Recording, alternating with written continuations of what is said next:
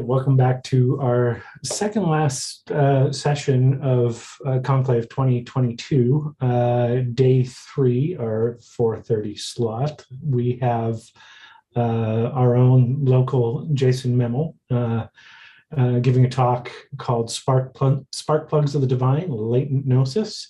And for those who don't know, either from the parish, the wider church, Talk Gnosis, TEDxYYC, or any number of endeavors in which Jason is involved. Jason is a writer, producer, and director living in Calgary.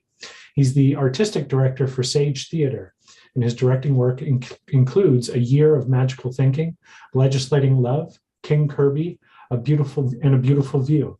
And he is also a speaker and curator and coach for the TEDxYYC event. He has produced and directed short films and writes comic books, including the anthology book Fight Comics.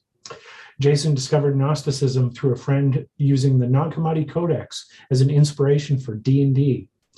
And that seems like a perfect encapsulation of his approach and connection to Gnosis. He's continually exploring mysticism and how it intersects with art. And he is also locally our longest running and suffering parishioner, a brilliant artist, and I consider him a very good friend. So over to you, Jason. Well, thank you. That's a very warm introduction. I appreciate that quite a bit there, Sean. I'll get started. Early on, when I first got involved in the Gnostic community and the AJC in particular, I would come from some of the services or chats, and we would go for dinner afterwards. And I'd often be asking the question, okay, there's a lot of beautiful stuff here. The ideas speak to personal, profound experiences, but what do I do when someone cuts me off in traffic? How does someone knowing about the pleroma or archons or a demiurge help when I'm in a day-to-day, everyday problem? Now, part of what brought me to Gnosticism, other than the Dungeons & Dragons experience, was the richness of a central image of Gnosis, a divine spark, an experience of connection and understanding that transcends a mental process, a wisdom you gain but can't simply learn. And the reason this hit home for me so much was that is because it resonated with an experience I had making a piece of theater in high school. I was directing a play called The Actor's Nightmare by Christopher Durang. It's a play where the main character wakes up on stage and then cycles through a series of famous plays, including Hamlet and A Man for All Seasons with a sprinkling of Samuel Beckett. Not only does he not know his lines, he isn't even exactly sure what play he's in. Some of the other actors try to prompt him, others just keep going as though he's said his bit. At the end of the play, he faces an execution scene and the play is vague on what happens next. Mostly, it's a comedy of misunderstandings as the protagonist gamely tries to figure out what's going on and eventually just playing along. But specifically, what I remember was a moment near the end of the story when he's unsure if the executioner is pretending or deadly serious. There was a pause that the actor took as they considered the situation, and as the audience's breath was held at the exact same time, and then released. For a moment, we all breathed as one, and I felt a tickle in my mind. A sense of both discovery and recognition, a sense of connection to something much bigger than me, a connection that is always present but not always available. And something that, even as I describe it to you, I can't teach you how to get there. I can't even necessarily get there the same way every time myself. You would have to find a comparable experience yourself. Fast forward many years. I'd fallen away from the Lutheran church I'd grown up with more out of a lack of interest and engagement than any kind of rebellion or disagreement. What was on offer just didn't speak to me. And then I encountered Gnosticism offhand through an atheist historian friend who uses it in a game of D&D. I got fascinated, and along the way, I found a description of a kind of experience that I recognized. And the reason I dwell on this is because my experience of Gnosticism had nothing to do with feeling like I was on a prison planet meant to hold me back. This has always been a part of the Gnostic myth that I've chafed against, and especially when it seems to be the primary focus instead of on Gnosis itself. But I understand the focus. Knowing that Gnosis is available makes you question why it's not always in hand. It might be that someone or something is keeping it from you.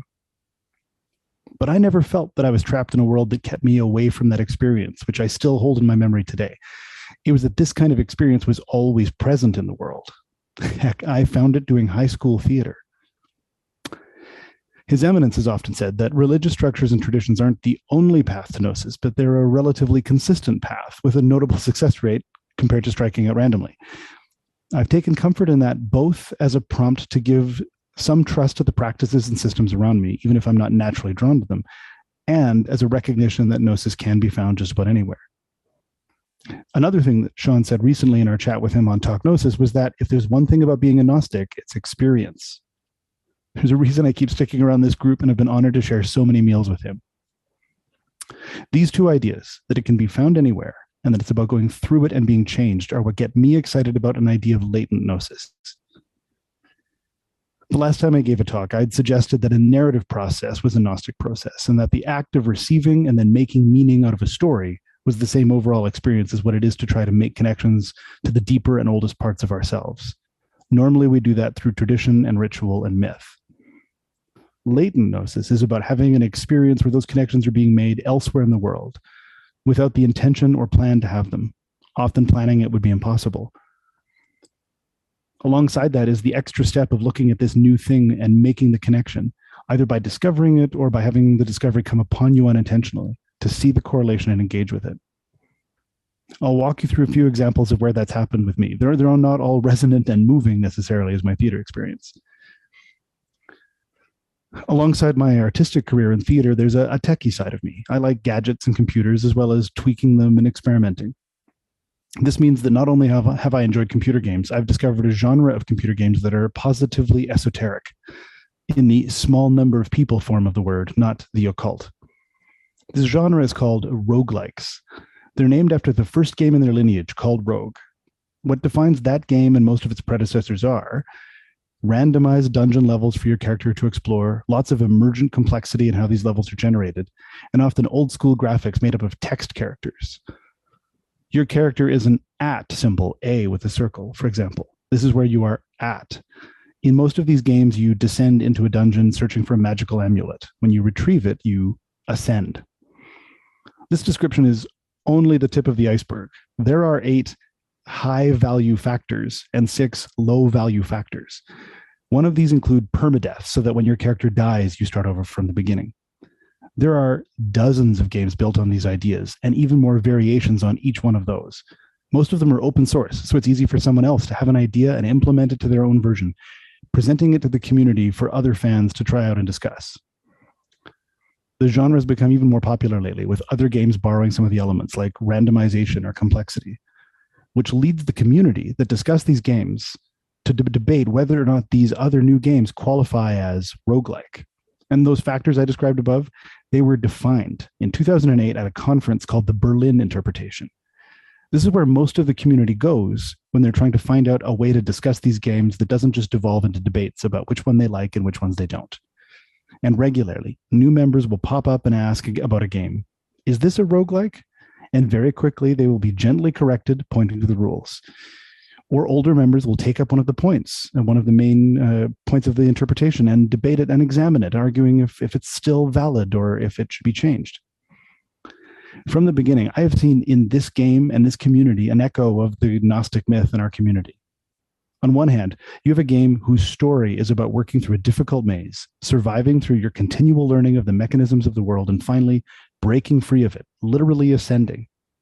And on the other hand, you have a community that passionately loves something that is hard to describe to others, and have as many side groups and cul-de-sacs of preference as you can imagine, who frequently debate both internally and externally the definitions of the very thing that brings them all together.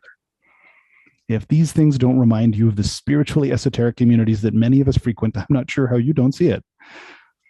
Or in keeping with technology in general, I often tease fans of Apple products that they are intentionally trafficking with an archonic system. You've got devices that are pleasant to use, are frequently defined as enhancing extensions of our other goals, and in our increasingly digital world, simply necessary to interact with society through them. Yet they're also designed to only be used in prescribed ways. And if you find yourself at odds with those designs, you're either blocked or have to push against that design to reach your goals. In some cases, to unlock these devices to make them do what you want, the literal term is jailbreaking. Again, if this doesn't remind you of certain stories of celestial beings who've designed the world to be run according to certain rules, well, Okay, these last two examples are playful, silly, not necessarily as deep as an exploration. But whatever latent gnosis they have, it's only just perhaps a little tickle.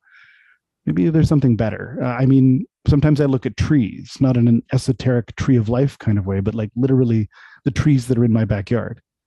These are living things that strive and turn for sunshine and air while reaching in every direction through the ground for nutrients and strength to hold up the trunk as it grows. Is that a useful framework for searching for your own gnosis? Turn towards the light, breathe deeply, but make sure you're holding onto the world securely enough to make sure you don't get swept away or knocked down. And that you turn that towards that light, you turn that light into the energy needed to keep striving and to keep holding on. And perhaps to recognize some of the dualism. The roots and trunks are lessons in how to make sure that you're strong enough to handle any storm and keep on growing. And I'm definitely not the first person to consider this analogy. Not as deep or sublime as what we've received through the ages, but a reminder while I drink my morning coffee, for that it'll serve. And this also, again, reminds me of William Blake's Auguries of Innocence, the beginning. To see a world in a grain of sand and heaven in a wild flower. Hold infinity in the palm of your hand and eternity in an hour. So perhaps connected to all of this is a line from Camus' essay, The Myth of Sisyphus. And his central concept is, we must imagine Sisyphus happy. Camus is connecting to the concept of the absurd, the need to apply meaning to life in the face of a world that doesn't appear to have any meaning to it whatsoever. In his mind, the accurate response is to reframe the situation as something that we choose rather than something that is put upon us, to celebrate the things we can control and derive meaning from that. I think how this applies here is in the ability to apply the thought to the moment. Something I've really been grappling with is an issue of truth. The arts don't necessarily have this problem. We can fundamentally disagree with someone's aesthetics, but it doesn't have to threaten our own. So much of our esoteric and religious conversation has grappled with the problem of applying a fundamentally poetic experience, in that something is being conveyed in language which is pointing to rather than something that is itself able to be defined by language, to a way of describing the world and how it works as a sense with any kind of truth or accuracy. And then using that description as a method to decide on if you agree or disagree with somebody. Poetry was never designed for accuracy.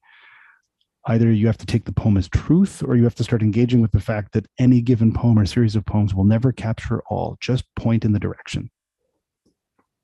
Camus was engaging with that lack of externally defined meaning, and often religion does try to offer that externality, but it does so on a bed of experience that is undefinable and incapable of a singular linguistic experience.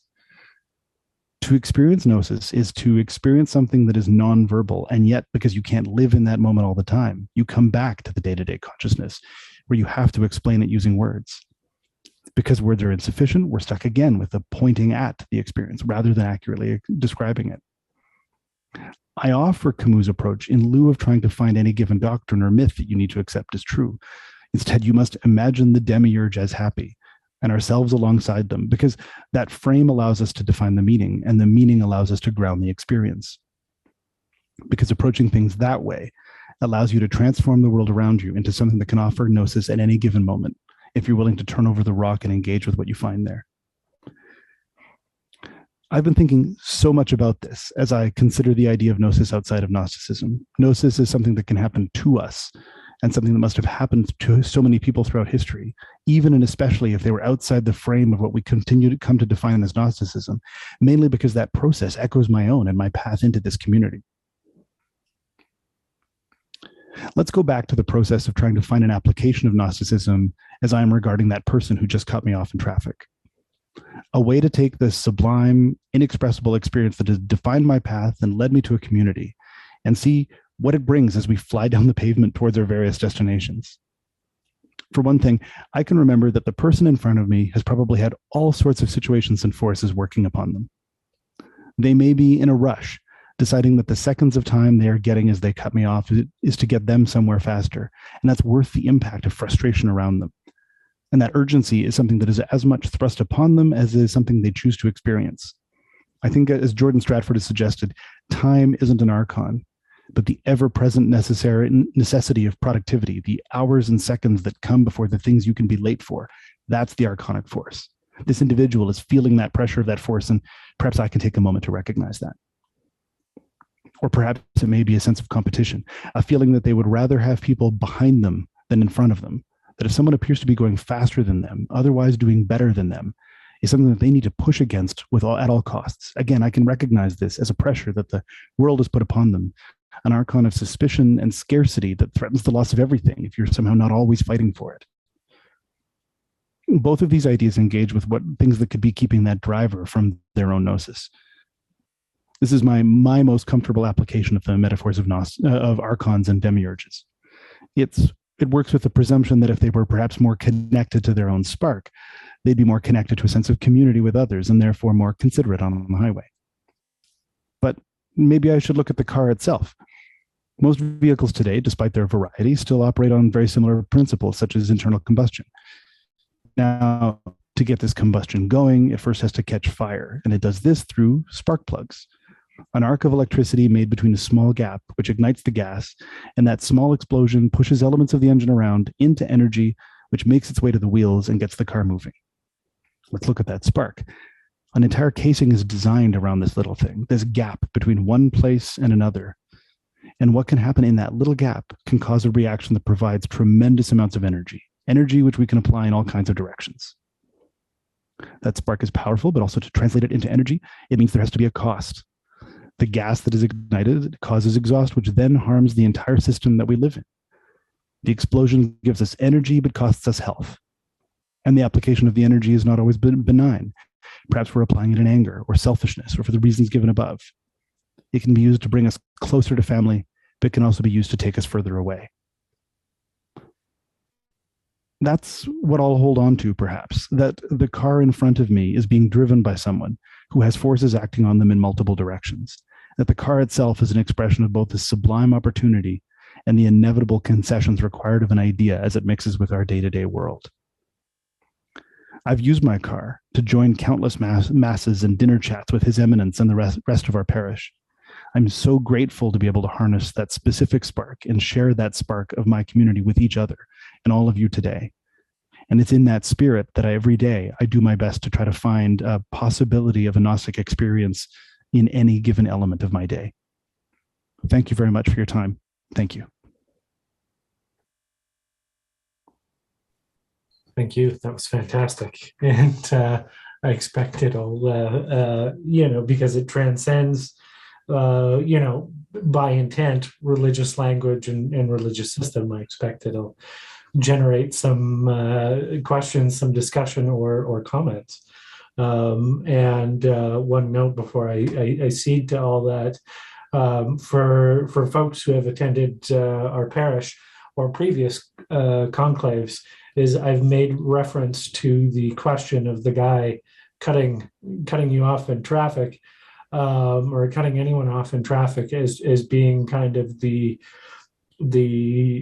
touchstone or landmark around which we return our discussions to. At the end of the day, what do I do with this? How does this help me out there, off the prayer mat, out from behind the altar, out of the building and on the road, so to speak? And it started as an actual question that Jason had asked in a parish context years and years ago, and we intentionally rope it into our conversations when we talk about heady things.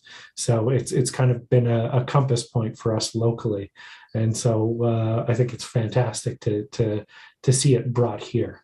So with that, questions, comments, contributions?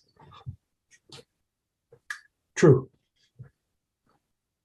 I find this it's just mind-blowing. I'm just like, wow, because when you said the gap, where my mind went was the Buddhist gap, the dukkha, and the gap between what is and what we're able to experience of what is, that dissatisfaction. And in your analogy, that dissatisfaction, or where my mind went with it, was that's necessary for the spark. Mm-hmm. Yeah, that the dissatisfaction is well, to go again with the spark plug, that's the energy cycling through the spark plug, which is about to cause the spark, to the actual arc between those two pieces. Yeah. So what's been what I've thought of as a curse, or, like this frustration, I want it to me, what is God, that anyway. I know not everybody feels that way, and that's fine. I'm not here to change anybody's mind, but to me, I'm always wanting to bridge that. And my belief system is that Jesus shows us the bridge, that how to connect with the source or the creator. But to look at it from what you're saying, it's actually necessary to help us wake up and to seek that connection. Yeah, I think like that, to me, that's the most engaging part, and like maybe there's a sense there in which like you might what you just said there about Jesus might even have a sense of like that is building the spark plug, if that makes sense, to allow the spark to happen. So you like it's again, I'm belaboring my metaphor, or rather I'm just monkeying with it whenever I want to, but yeah, sorry, I'm just very, very excited by your approach there. And I even say too, like part of how you engaged with what I presented and the correlations you found, that's also a part of it too. That's a completely valid expression of the idea, even if you started to go further with it in ways that maybe didn't line up for me. That's like your process of doing it is as important as the expression of it, if that makes sense.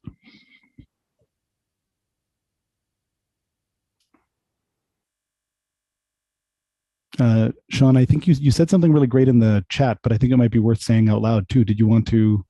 Oh yeah, sure. Yeah, I mean, it's I'm a one trick pony, as I like to say. That said, my one trick ain't bad.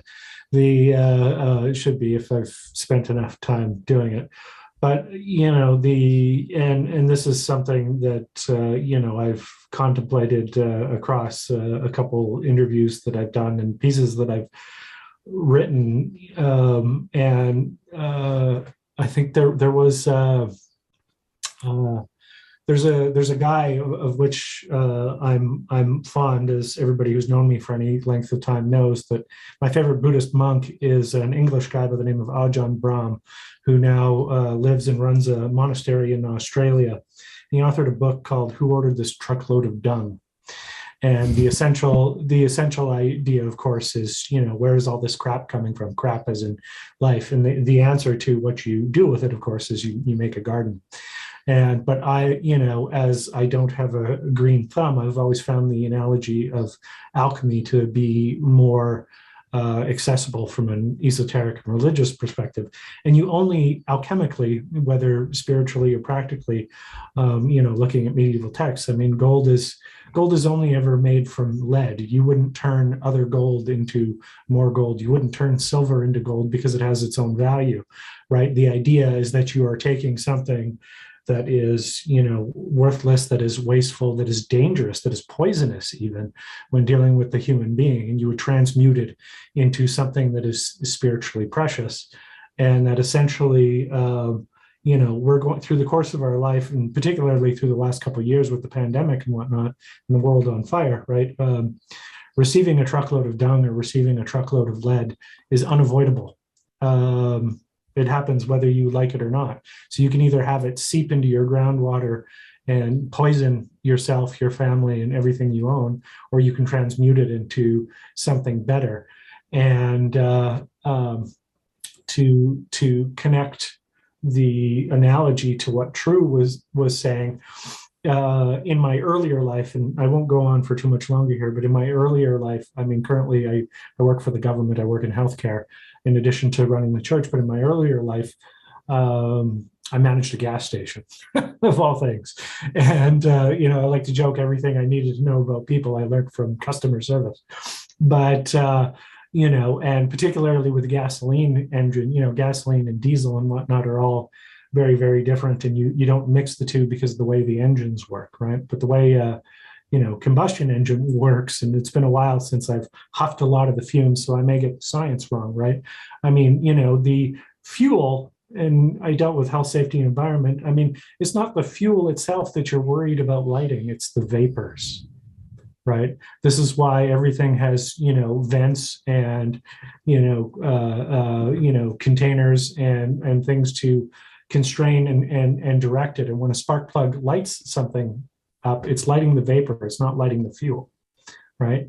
And so when True mentioned talking about dukkha and dissatisfaction and having that thing, we're literally in the case of an engine and a spark plug, we're talking about something that's in the air, right? It's igniting based on what's in your environment, what's placed in your, what you're putting there, what you're compressing.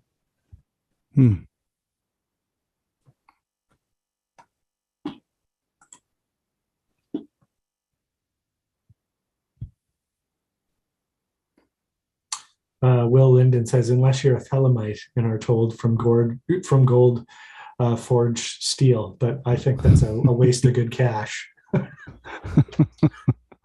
Though I do recommend people spend some money on Crowley books, if only to determine if they like them or don't. Buy what thou wilt. Shall be the whole of capitalism. Any other comments, questions, aligned, disaligned experiences?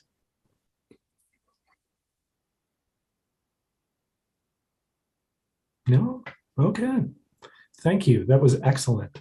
That dovetails so well with your previous conclave talk. You should write a book. Oh dear. Oh heavens. I'm not think I'm ready for that quite yet, but much appreciated. Thank you. This was fun. You should blog more often then. Well, that too.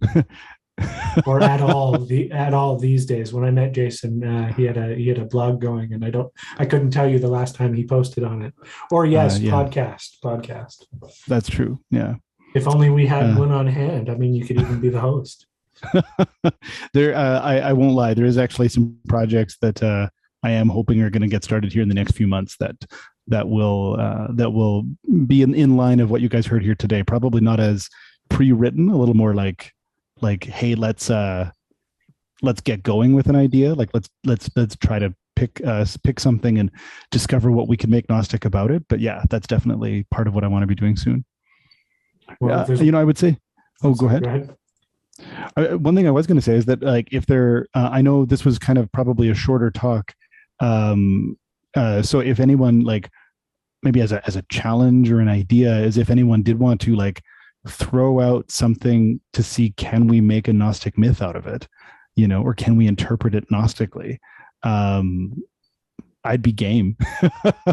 Angie has an idea, I think. Angie has her hand up. Question. I definitely don't have an idea, but earlier in the conversation, Jason, we talked about, our communities tend to be very intellectually heavy. And I talked about making room for a bit of the feminine. And I really felt that happening in your talk. There was a ton of really smart thinking, but I just felt your heart through the whole thing. And I just wanted to call that out as a fantastic example. And I really appreciated it. Oh, thank you. I appreciate that quite a lot. And well, I mean, maybe in the spirit of alchemy, I'll try to meld both what Angie's really gracious compliment with what I had suggested, is like that maybe there is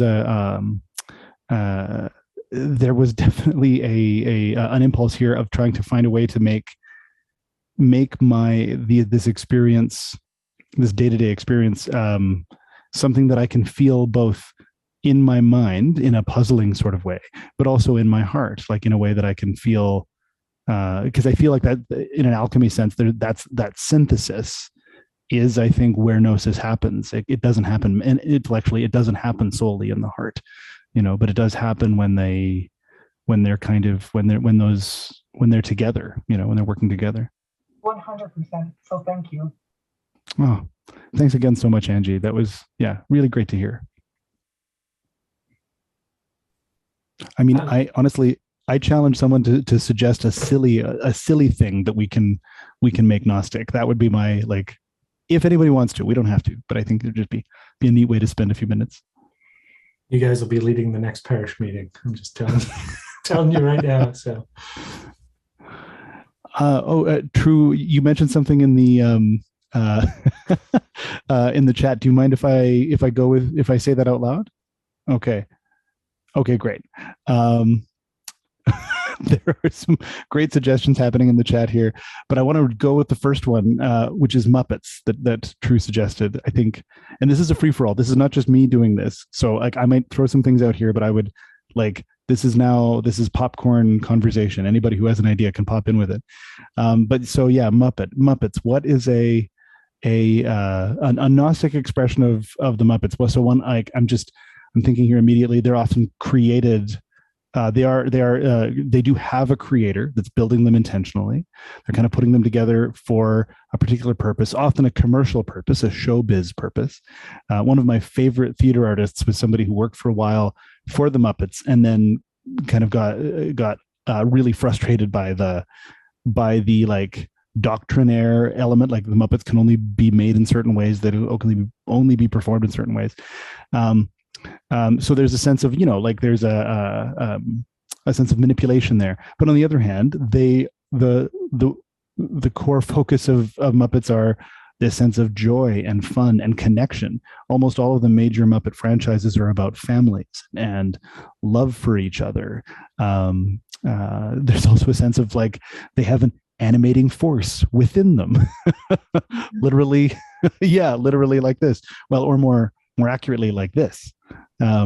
That for anybody listening to this as a podcast, we've got our hands in puppet-like positions to animated force that drive them and make them do things. Go ahead, True. I think you unmuted yourself. Well, there's the overarching educational, there is the commercial aspect, there's this overarching educational aspect as far as the audience is children, but there's also always some sort of dialogue that is just for the parents that goes over the children's heads. Secret messages. Yeah. Too. Oh my God, I love it. Yeah. And the chat, I think, like, I'm going to read some of this out again so that anybody listening to this as a podcast can enjoy them. Unless you want me to attribute it to it, I'll just read them individually without names. So one suggested that what could be sillier than speed, which I think there is already a Gnostic interpretation of speed out there. There's Happy Fun Ball. There's the comment that Miss Piggy is definitely Barbello. Fraggle Rock is totally Gnostic. I can totally see that. Gonzo is the Christos. Yes. What is the imaginal and what is the Imagineer? Brilliant. Is Kermit the Logos? Fozzie the beloved disciple? Phenomena. Do. Are Gonzo's chickens the Gnostics? And we're now sliding into some Disney here. Mickey Mouse is the Sorcerer's Apprentice in Fantasia. Has some demiurgic vibes. Totally. And this is great. Okay, I'm going to attribute this to you, Dr. Kupperman. Gonzo is canonically an alien, so an outsider who shows up and shakes up the commonplace activities of the show. This is great. Animal as Abraxas. This is amazing. The two old men in the balcony are archons. Oh my God. This needs to be a show.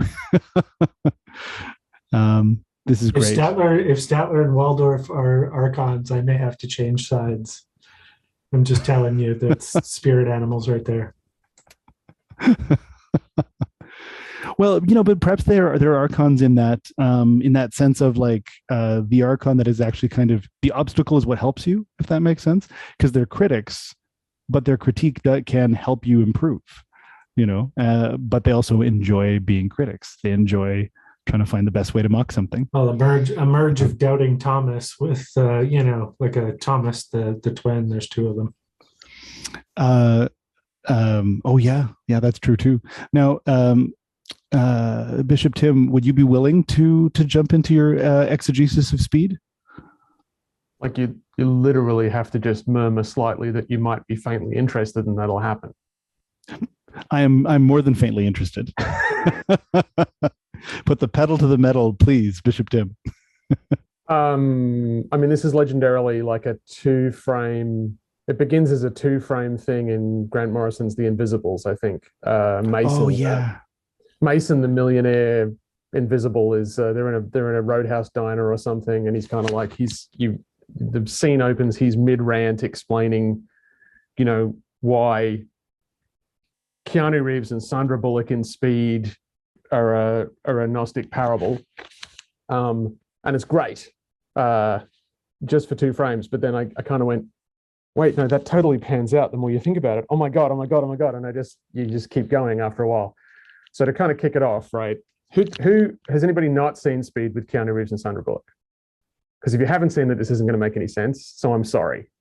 But if you have seen it, then okay, what are the keys? So the premise of Speed is just to remind you, like there's a bus, and a bad guy played by Dennis Hopper has planted a bomb on the bus, and once the bomb is activated, then the bus has to keep going at the same speed, otherwise the bomb will trigger and everyone will die, right? And so there's a bunch of people trapped on the bus, and Keanu is a cop who's part of the team that's responsible for bringing Dennis Hopper's character down, and so he gets himself onto the bus, and he's responsible for trying to keep everybody alive while they figure out what to do about the problem.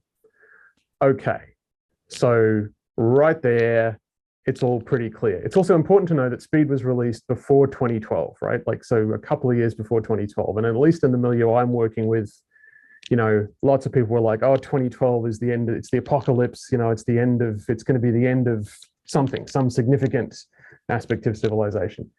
So, okay, so it's really simple. So the bus, it's Los Angeles, right? So the bus has literally people from all different parts of the world on it. And so the bus is the world. So the primary symbol in the movie is that the bus is the world.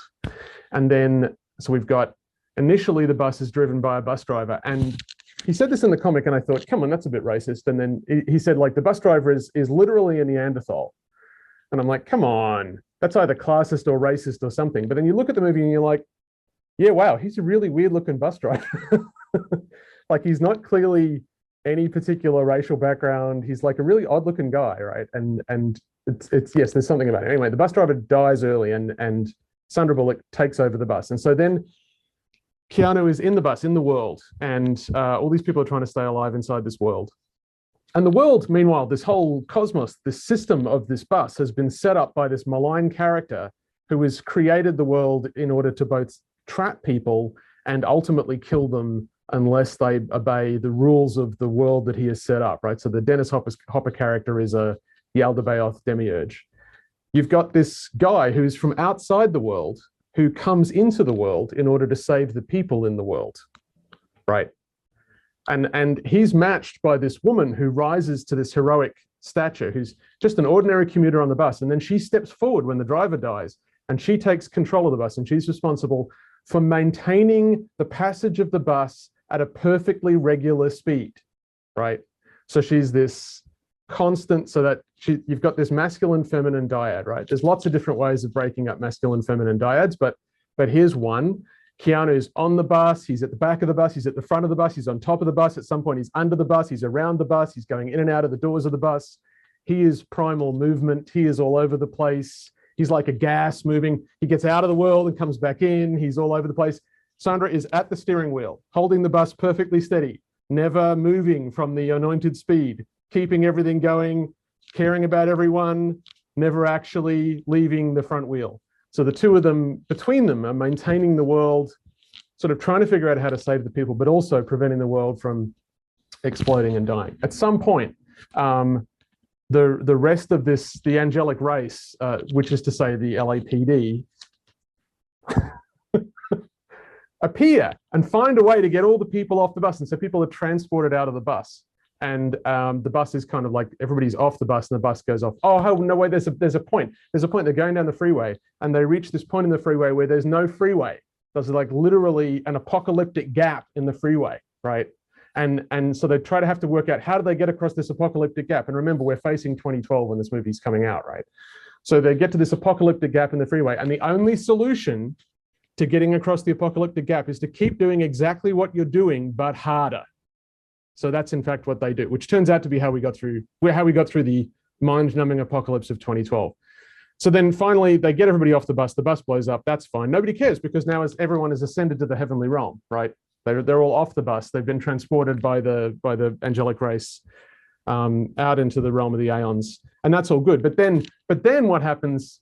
What happens is that Adam and Eve have to descend into the underworld into a metal serpent. They go into an underground train to face the demiurge in a metal serpent. And how does Keanu prevail against the demiurge? He literally wrestles him on top of the serpent and removes his head. So the demiurge becomes the headless one. The giant metal serpent erupts phallic-like from a giant womb of the underworld onto the street, and the bus crashes in front of a cinema, and Keanu and Sandra kiss in front of, I am serious, check the frames, a billboard for 2001, A Space Odyssey. The end. Now, I don't know what that's telling me about life, but it's sure as hell telling me something. And I guarantee you, if you go back and watch Speed with that in your head, every single line is scripture. Thank you very much. Joanne said that was a wild ride. She beat me to it. That was pretty intense. So now, I mean, Speed is so, like, there's so many correlations there that you start to wonder, like, they must have known what they were doing. But on the other hand, that's exactly what Mason says in the comic book, right? Like these are messages coded by invisibles for other invisibles to see. But on the other hand, like, this is the thing, is that on the other hand, it's possible that, like, this is like more like emergent gnosis, like this is like something Jungian or Joseph Campbellian of like these narrative instincts that also provide a sort of a spiritual succor are coming out of stories. And it's the reason they feel good to the storytellers. They feel like good choices to the storytellers is because they are responding to these emotional needs that they have as individuals who want stories. And so this is the thing, is that, like, I would Speed is almost too good an example, but I think the ability to watch a movie and find, like, I want to do an episode of Talk Gnosis about this. There's a movie that came out recently of Battle Angel Alita, which was based on a Japanese manga. But, like, at its core, it involves this, like, feminine figure who falls from a heavenly realm without knowing who she is, and then has to move through the world and understand it with more knowledge until she can return to that heavenly realm and unseat the powers that are holding people back there. And, like, again, it's like there's a point where, like, I would be surprised if they knew that they were making these connections, like, but I'm not surprised the connections are happening, because that's the other part of it, is that, like, I think there's probably, like, there's a sense in which a Gnostic experience is going to manifest itself culturally repeatedly in ways that, like, I think, Sean, did you say something to this effect, like that everything could, like, we could go through, like, a post-apocalyptic world, et cetera, all the books are gone, all the lineage is gone, and then you would still have things emerge that would look like myths that we know? Did you say that once? Well, yeah, because Gnosis, that was actually going to go into the comment I was going to make about, whether or not, it's too good to not be intentional. I disagree, right? I mean, Gnosis is the, Gnosis is the X factor. It's the thing not accounted for in scholarship on Gnosticism. It's the thing that all these things where they say, oh, well, the Bogomils were or were not connected to the Cathars, the Sethians were or were not connected to the Valentinians, so on and so forth. And all these things where they're looking at gaps in Gnostic history and saying, well, there's no connection between this and that and this other thing. And I say that's bullshit. There is a connection. It's the experience itself.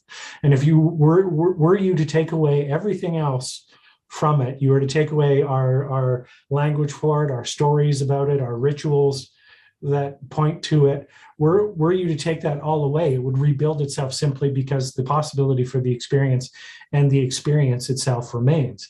The point I was going to add about it is one of the things we've talked about in Parish, when we've talked about some of the higher theological concepts like the Trinity, or God is love, is that you're dealing with stuff that's relational. So anything that has a relational quality can testify to other things or tap into any other relational experience, right? My experience and my connection one-to-one with Jason can tell me about my connection and one-to-one experience, or the lack thereof, with the divine. Anything that's relational can testify to the relational. And one of the things we've talked about over the last couple of days, and particularly when you look at the cosmology and the stuff, for example, that Joanne had in her talk, is in the Sethian cosmology or the Valentinian, or maybe both, right? The highest aeon, or the highest encapsulation of the divine in that single word form, like the aeons have for the divine, is buthos, or bethos, the deep, right? Anything sufficiently reflective, I think, can put the image of the divine back in your face, or allow you to see it in yourself. So I don't think art necessarily has to, connecting it to the other point about experience, I don't think art necessarily has to be intentional to tap into the thing. It's the underground stream. I mean, you dig deep enough on anything that you're doing, and you're going to hit it. Intentionally, of course, is better. But it's attributed to some theologian or ancient mystic, but I think it's actually more modern. Some people have attributed it to Carl Jung, but there's an inscription on some monastery. I can't remember the Latin, but it basically says, bidden or unbidden, God is present.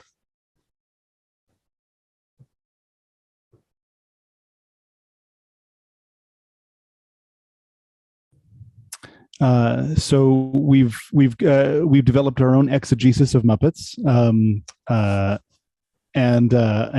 we've had that wild, wonderful ride of speed.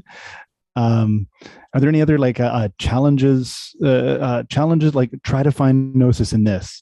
One point I was going to mention is that tomorrow, sure, on the AJC calendar is the day for Josephine Peladan, the Martinist. Yeah. Martinist magician and artist, who felt that salvation and gnosis and encounter with the divine comes precisely through executing art, as it were.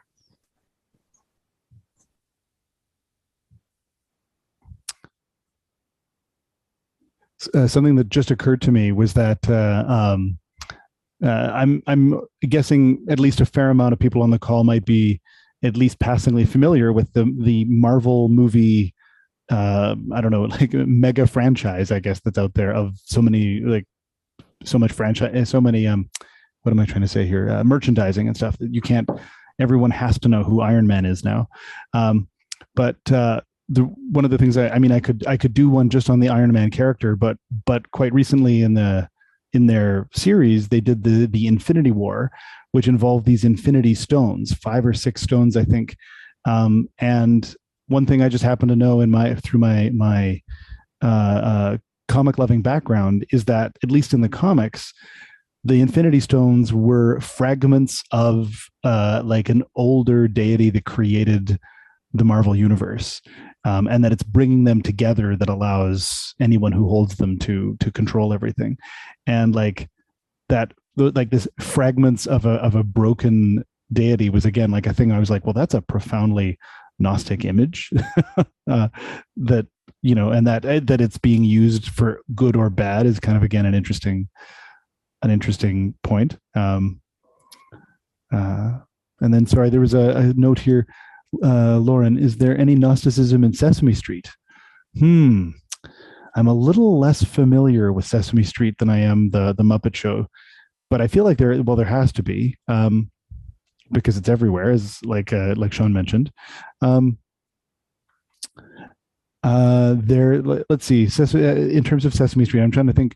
Well, there's Snuffleupagus, who is a figure that not everyone can see, but that does provide joy and connection to those who do. Oh, okay. That my information is old. Apparently, canonically, he's real now.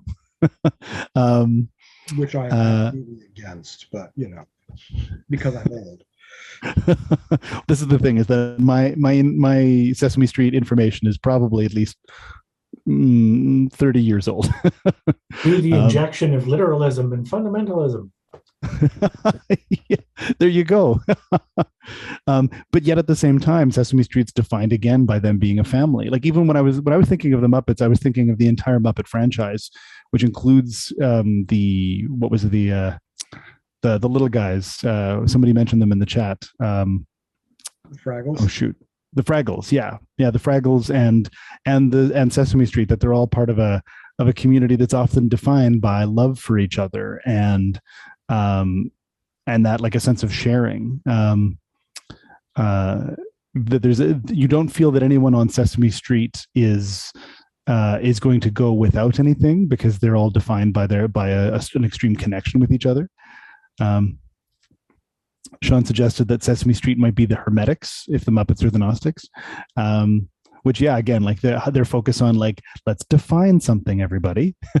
let's put it in its box. Gnostics and Hermetics exist in the same universe, and exactly, and the Sesame Street gang and the Muppets, exist in the same universe, right? It's like but the Hermetics have a slightly more positive view on the world, whereas the Muppets have that slightly cantankerous, bitter element, or at least some of them do. Like it's wacky. Like the Muppets are off the rails. The Sesame Street is a little bit more ordered.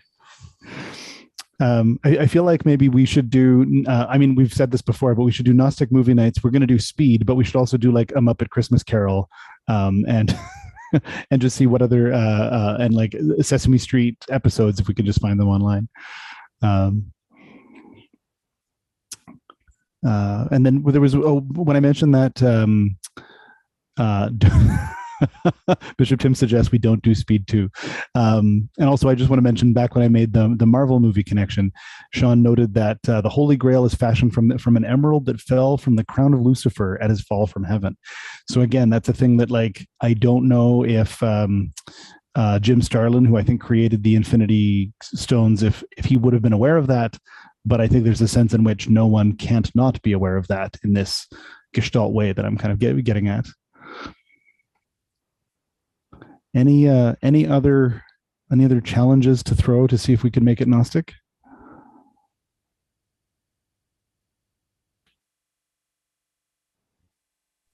I was going to say this has been an intense tour through culture. Exactly. Well, great. Thanks everybody for playing along with that exercise. I'm around if there's any thoughts or questions or feedback anyone wants to give me later on. I think also between this and your previous talk, I think you've kind of you're unintentionally making a series. So I would encourage you to chew on a third topic in that vein. And the other thing is that if folks haven't checked it out, if you go to our YouTube channel or our podcast, you can hear Jason from Conclave last year discussing Gnosticism and narrative. And these two talks dovetail together wonderfully. Well, thank you. I appreciate that.